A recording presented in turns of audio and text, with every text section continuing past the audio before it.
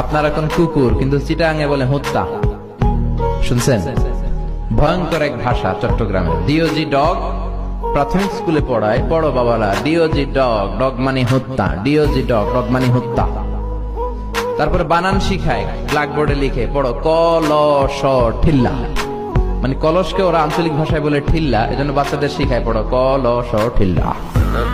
মানে ক ল স পর্যন্ত ঠিক আছে, কিন্তু উচ্চারণে ভেজাল আছে না নাই? আমরা তো বিভিন্ন জেলায় ঘুরি, এগুলো দেখি। আবার নোয়াখালীতে গেলে ওদের ভাষাটা খুব শর্ট, একেবারে শর্টে মেরে দেয়। আমরা বলি তুমি খেয়ে শুয়ে যাও, ওরা বলে তুই খাই হুতি যা। আমরা বলি তুমি এখান দিয়ে এসে ওখান দিয়ে যাও, ওরা বলে তুই ইয়ান দি আই হিয়ান দি যা। ইয়ান দি হিয়ান দি, শর্ট হয়ে গেল না?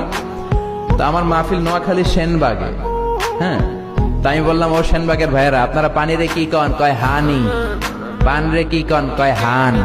আমি কই তাহলে পেপে কি হবে?